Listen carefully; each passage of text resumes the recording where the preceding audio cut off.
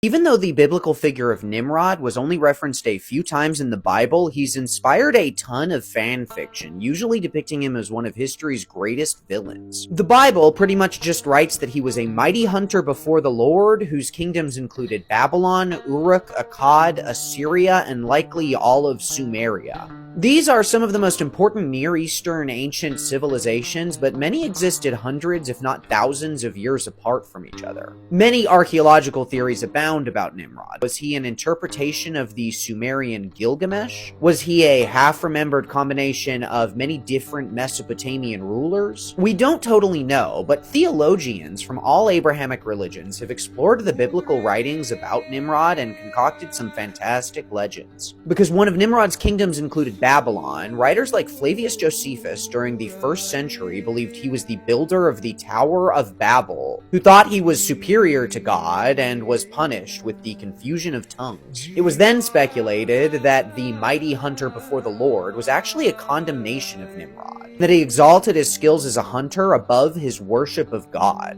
and that he maybe even hunted people. Further translations of the Hebrew word for mighty implied that Nimrod was a literal giant, and this explained his physical and imperial power. Other writers speculated that he inherited invincible garments from the Garden of Eden. Additional stories about Nimrod were written. In some, he builds a chariot of birds to fly up to heaven and battle God again. In another, he duels with Abraham over the merits of polytheism versus monotheism. One story tells of a duel between Nimrod and Abraham, where Abraham defeats his army with a swarm of gnats, who later lodge themselves inside Nimrod's skull and drive him mad. Despite his reputation as an evil man, the second oldest Hungarian chronicle from the 13th century claimed Nimrod as the forefather of the Hungarian people. My podcast explores both the historical and also pseudoscientific origin theories of the Hungarian language and people.